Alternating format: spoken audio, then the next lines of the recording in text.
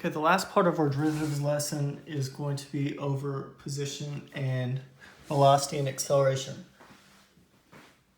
So the position function is given by x of t. The velocity function is the first derivative. Your acceleration function is the second derivative. Some important information. Remember that if we're looking for where an object changes direction or comes to rest, the derivative is equal to 0. So that happens if we're talking about physics applications at the maximum height. Okay, remember that maximums occur where the derivative is equal to 0. If an object's moving to the right, it's going to be greater than 0, left less than 0. If we're talking about in the y direction, up is positive, down is negative. Okay, the way we tell if an object is speeding up and slowing down is if the, so if we're talking about speeding up, the velocity and the acceleration are in the same direction. If it's slowing down, the velocity and the acceleration are in opposite directions. Okay, so our example problems. So what we're going to do is we're going to pretty much analyze the first and second derivative for this and find all that information given above. So let's start by taking our derivatives. So our velocity function is going to be 3t squared minus 5t plus 2. We're going to factor that down when we set equal to 0. So it's going to be 3t and t. It should be a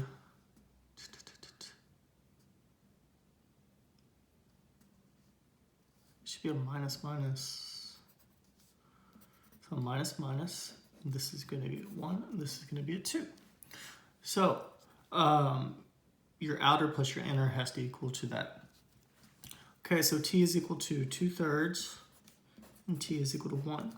So what we're going to do is we're going to do our little number line like we did before.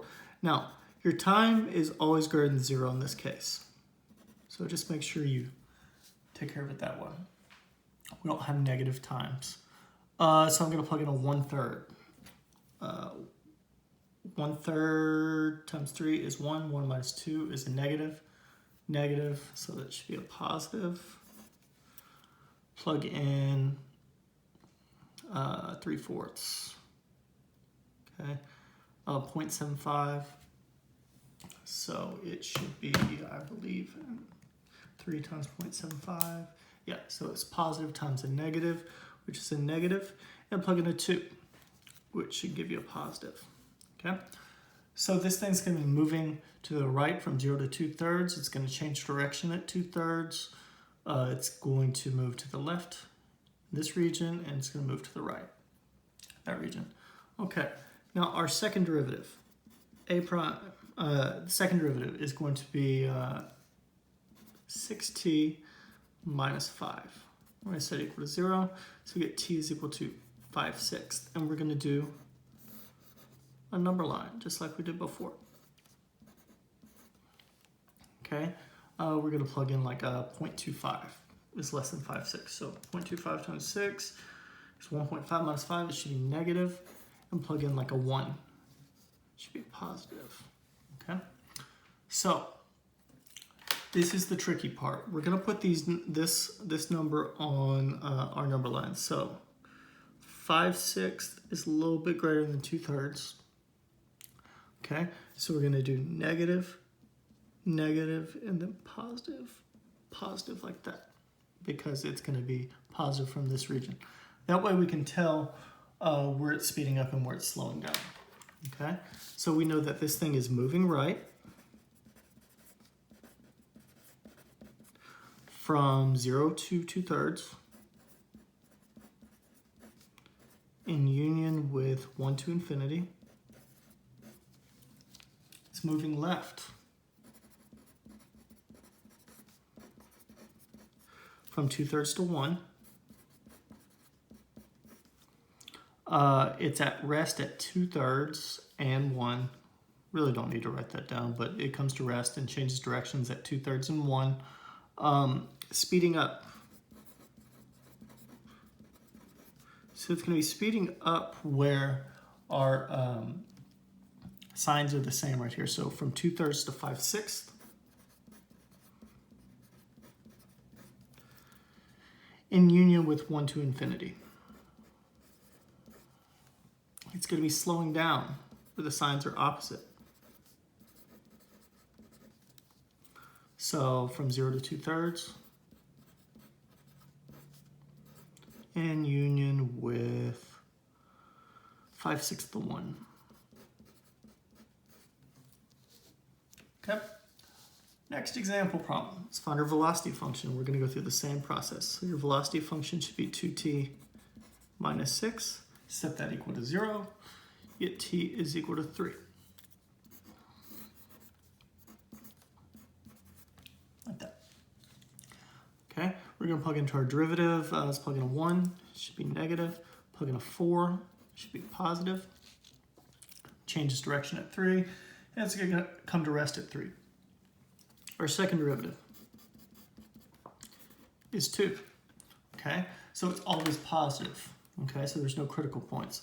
So when we're looking at our second number line and we're determining whether it's speeding up, slowing down, we're just going to put plus signs right there. Okay, so this thing's moving right.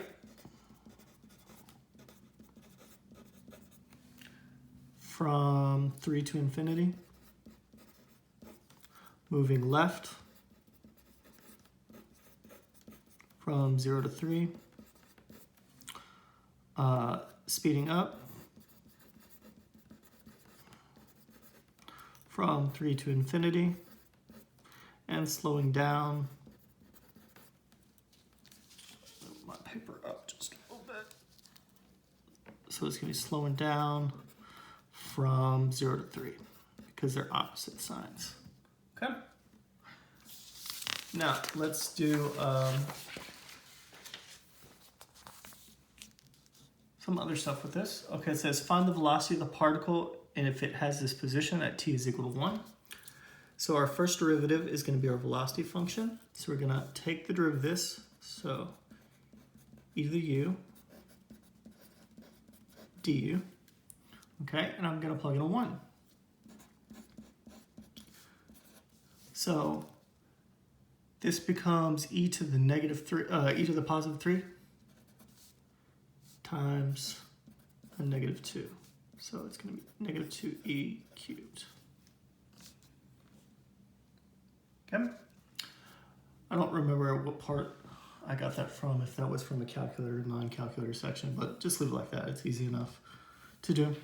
Okay, next example. The velocity of the particle is given by that function v of t is equal to cosine e to the t on the interval from -1 to 1. Where does the particle change direction? Okay, so this is calculator. So we need to make sure we are in radians. Okay, so we're going to write cosine e to the x in our calculator. And I'm going to change my window from -1 to 1. And I think it's useful in this one if you go from -1 to your y window too.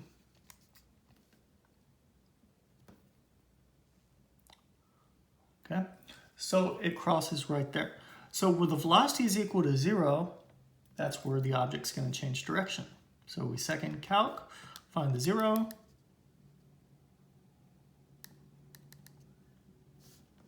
Go above, below, hit enter. You get 0.452. So it's important to say that v of t is equal to 0, and we got t is equal to 0.452. So where is it moving in the positive direction? Where is it moving in the negative direction? So it's moving in the positive direction where you have positive y values, positive velocity. So it's going to be from -1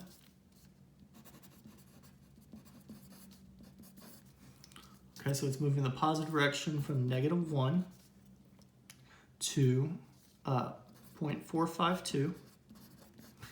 It's moving the negative direction from 0.452 to 1. Okay. Okay, it says a particle moves along the x-axis with the velocity function natural log of t squared plus 5t. Find the acceleration of the particle at t is equal to 6. Okay, so your acceleration is the derivative of velocity. So we can do this by hand or we can do it by calculator. Let's do this one by hand. So the derivative of natural log is du over u. So it's 2t plus 5 all over t squared plus 5t. And we're going to plug in our 6.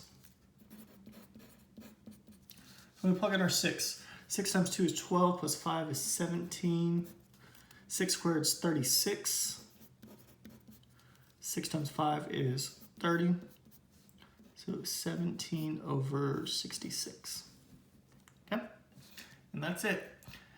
Now the last section is a little review of L'Hopital's rule. And so you're going to keep seeing L'Hopital's rule over and over and over again. I just want to make sure we have it right. Okay, so if I was to plug in a 2.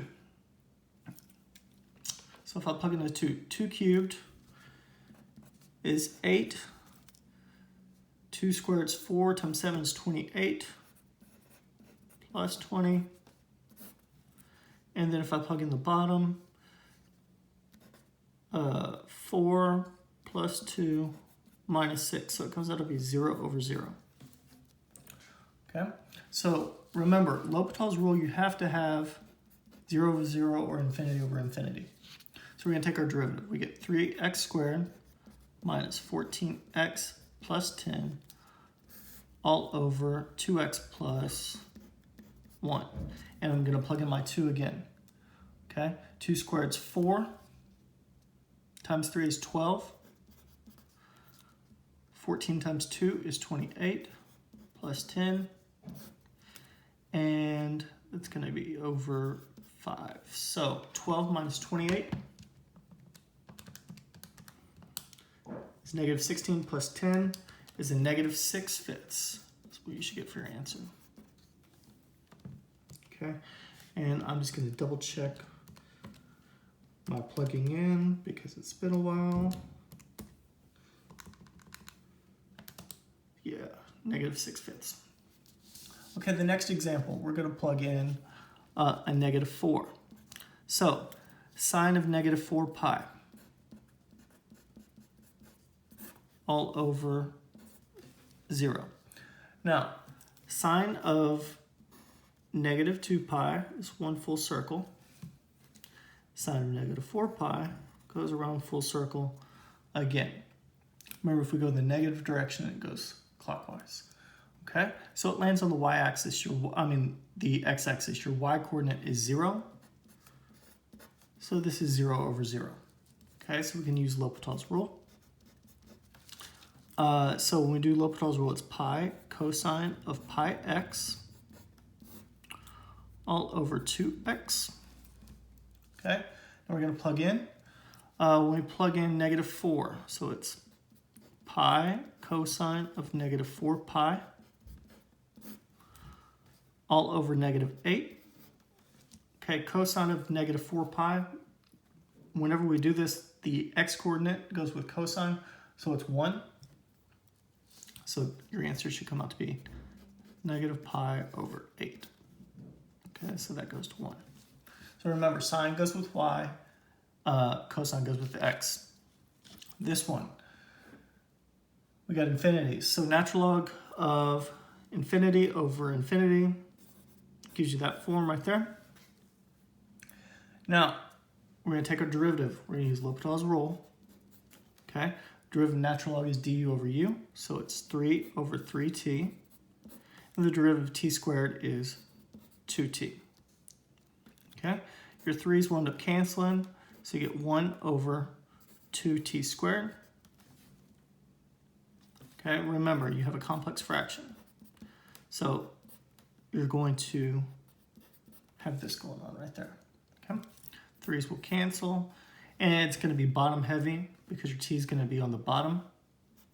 So it's going to go to 0. And that's how we do L'Hopital's rule and velocity and acceleration. We will revisit velocity and acceleration once we get through integration and make sure we know how to do that with the integral applications. Hopefully you have a good day, and if you have any questions, feel free to reach out. Thanks. Bye.